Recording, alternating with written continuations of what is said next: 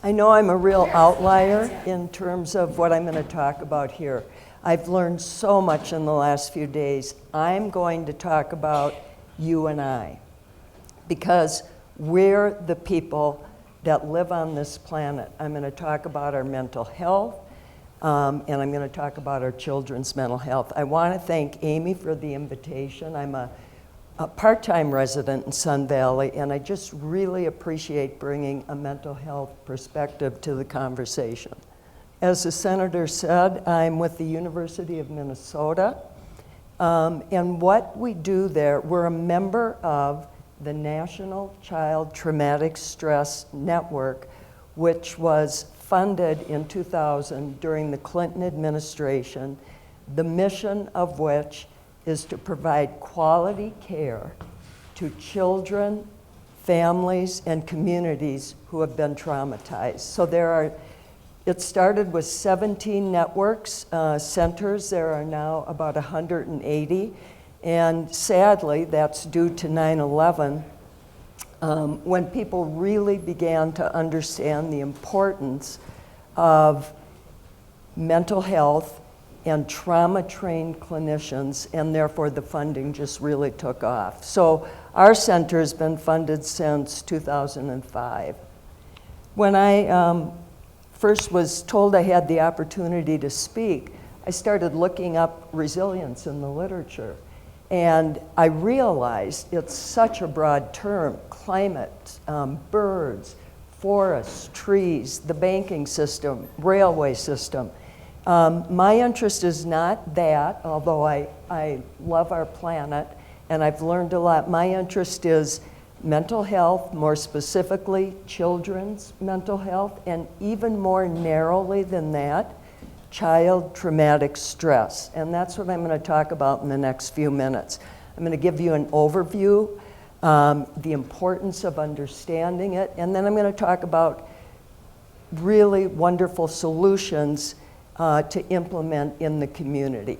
So there are 3 levels of stress. The first level is positive stress. How many of you were here yesterday afternoon when the dog ran across the stage? A couple people. So in the middle of a gentleman's presentation, a dog went running across the room and across the stage. And a woman was frantically chasing the dog. And she got right in the middle of all of us, and she looked up at us, and she said, "This is the worst day of my life." And then she continued on to catch her dog. So that's an example of positive stress. Her heart rate was pumping, the adrenaline was flowing, but when she got out the door and she got her dog, she was back to a normal state. She was fine, and it motivated her to hurry up and get her dog. The second level of stress is called tolerable stress, a good accident. I've been in many, many car accidents, as my daughter, who is in the audience, knows. In fact, she's been in the car a couple times when it's happened, unfortunately. And some of those accidents have been bad, but nobody has ever been hurt. I come out of those very, very shaken. And my heart is beating quickly, adrenaline is flowing, and it takes me a day or two to settle down. I do have resources, though, and that makes a big difference. I have car insurance, I have a good mechanic, I have the resources to replace the car. That's tolerable stress. The kind of stress I'm going to talk about is toxic stress. Toxic stress happens to people when bad things happen to them. And I think all of you here, including myself, either know people or we've been in situations where bad things have happened. Toxic stress is when those bad things occur over a longer period of time. So domestic violence is a good example. Children who witness that usually begin to develop traumatic, toxic stress. And it puts their body in a high state of alert, which is great because it helps them to survive. The downside is when it's continual like that, their body doesn't go back to normal state. So these are the kids that will be in the classroom. They've come from home. They witness the violence that may go on. They come into the classroom. The teacher walks up to them, very pleasant person, says something nice, and they just fly off the handle because they're always ready for danger. So toxic stress, I'll call it child traumatic stress from this point forward. 1976, Chowchilla, California. You may know about this because I think it's been popularized in TV series, but a woman, doctor, psychiatrist named Lenore Tier wrote a book called Too Scared to Cry. And I would encourage you, if you're interested in this kind of stuff, to read the book. It's great. So 26 kids were in a school bus. They were coming home from summer school, ages 5 to 14. The bus was hijacked. The kids were put in a vehicle. They were driven around for about 100 miles. And then they were placed in the bed of a truck that was buried in the ground. They were covered up, and 2 100-pound weights were put on the cover of the truck. So they were buried for 16 hours. Meanwhile, their parents all knew something was wrong, but they didn't know what it was. So thanks to the ingenuity of the bus driver, 16 hours later, they all got out. They were returned home safely. How many of you think they lived happily ever after? No, they didn't. One of the families had the foresight to call in a psychiatrist because what they realized was it was their daughter. She wasn't the same person that left the house that morning when she returned. She was a different kid, and it took them a while, but they began to figure out something was really wrong. Thanks to Dr. Tier, she really discovered and documented what happens to children when they've been in a stressful, toxic situation. And she found that the kids in the other families that would agree to talk to her were in exactly the same situation. The outcomes for these kids, not great. One of them ended up committing a murder, a Japanese tourist, because he thought the tourist was going to attack him, when in fact that never would have happened. A couple of them ended up in prison, and several went through their adult life with serious depression, anxiety, and fear. That was a seminal piece of work on that began to document child traumatic stress. Since then, there's been 40 years worth of research. There's no question that it alters the brain, which alters behavior.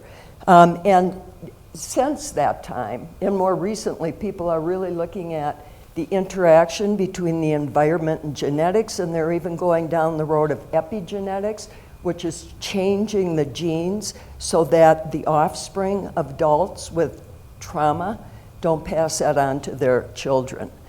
1985, Dr. Andrew Folletti was running an obesity group for Kaiser Permanente, the health insurance company out of California. And what he noticed with the obesity group was that as people began to lose weight, they also started dropping out of the group before it was completed. And he was curious. He began to wonder why. And so he started interviewing these people. And what he found out was that many of them had been physically and sexually abused as children. And when they started losing weight, they really had fear, depression, anxiety, because they recognized that their weight was a shield, kind of an armor that protected them against another possible attack. And when they lost weight, they started to feel really vulnerable, so they started putting the weight back on.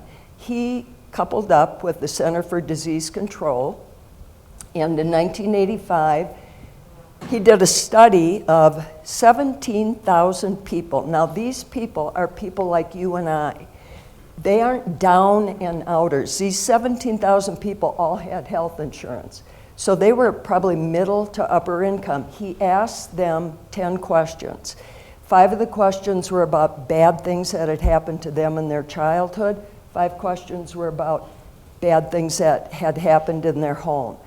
what he discovered was 2/3 of the 17,000 people had at least one, he calls them adverse childhood experiences growing up. 20% had 3 or more. And those that had up to 6, he found, died on average 20 years earlier. They didn't die because of the adverse experiences. They died because as their score, these are called ACE questions, as their score on the questions went up, so did their risk for these kinds of behaviors: smoking, obesity, alcohol, all negative ways of coping when bad things happened. And so the important thing about this study is just the impact of trauma on mental health and physical health.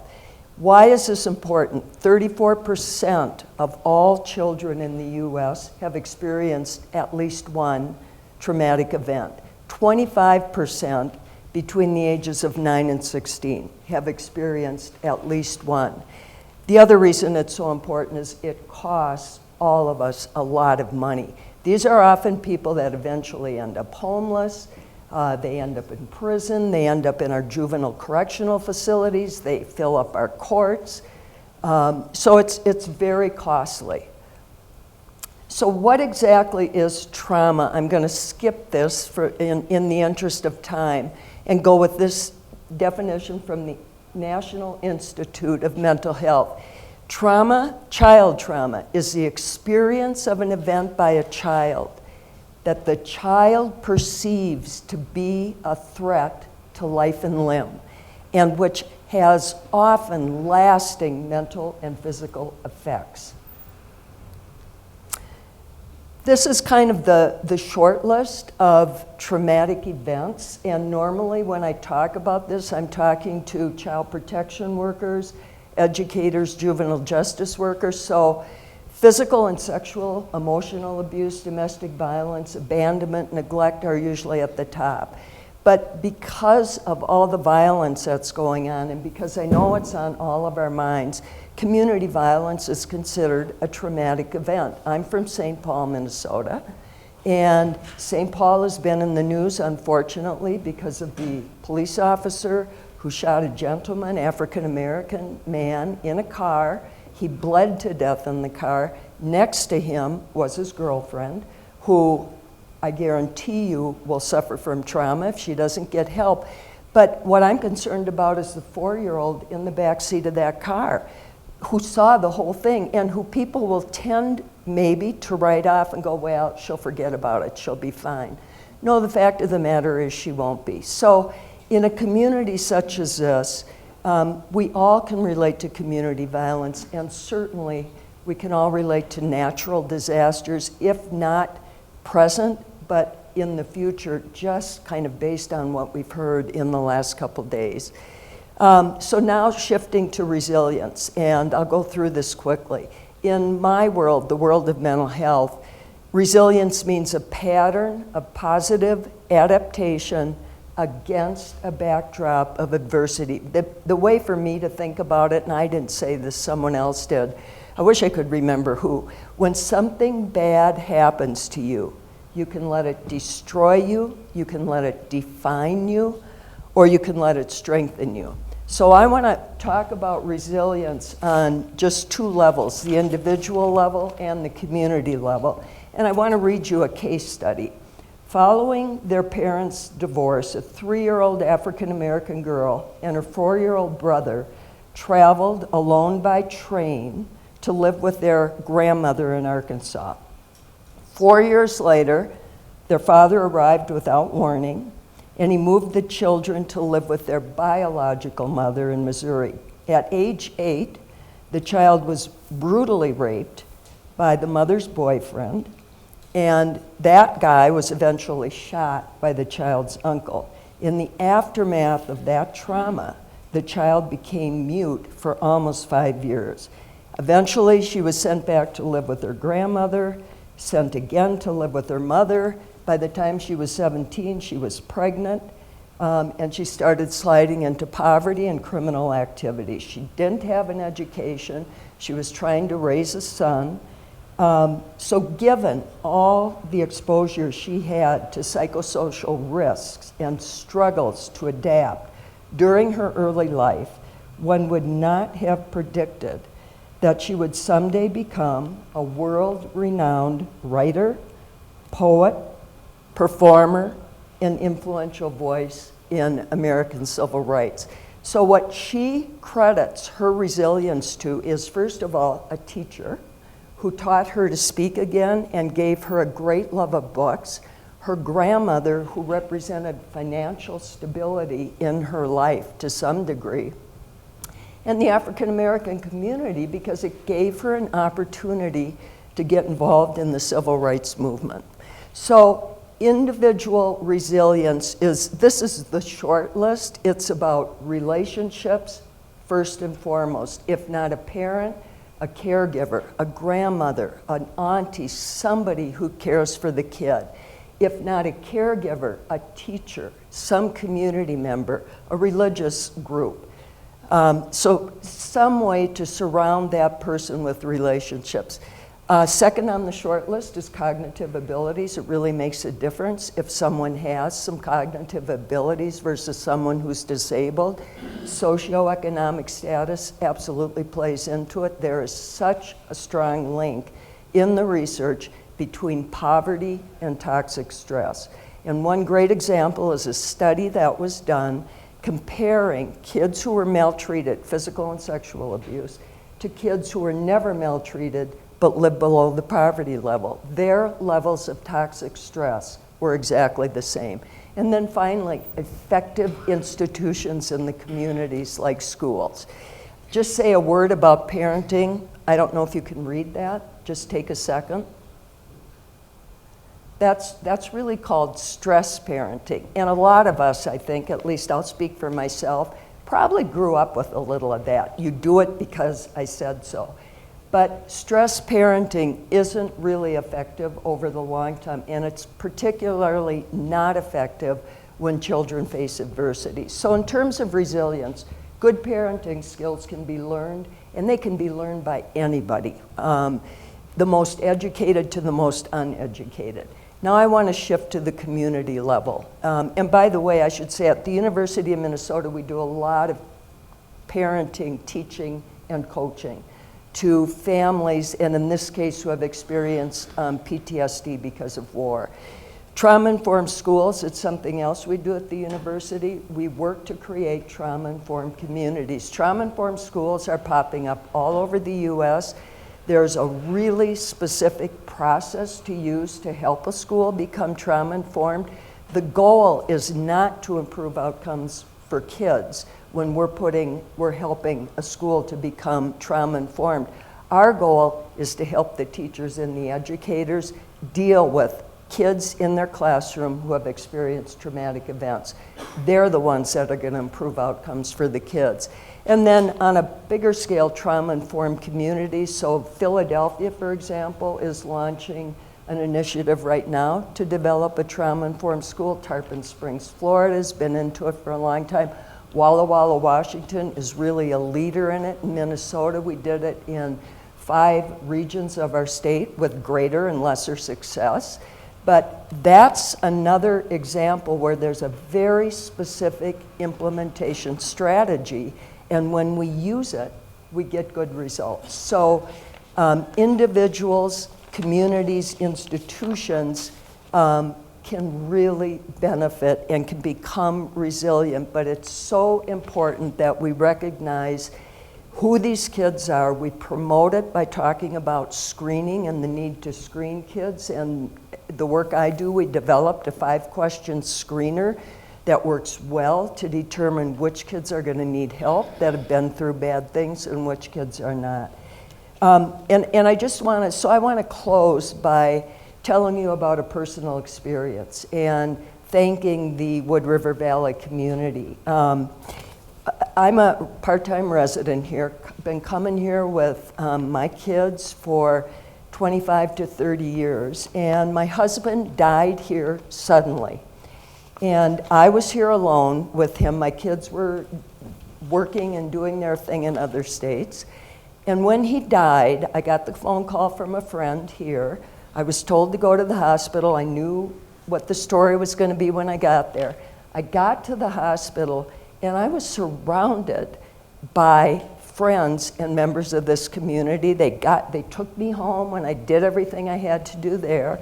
They stayed with me until late at night, brought in food, we drank, we told stories. One of them slept over on my couch that night, would not leave me alone. I flew out the next day, and one, who happens to be here, would not let me drive to Boise, which is where I always fly in and out of, by myself. So to me, this is an example of a very supportive community and how the community just comes out together when bad things happen to people. Thank you very much.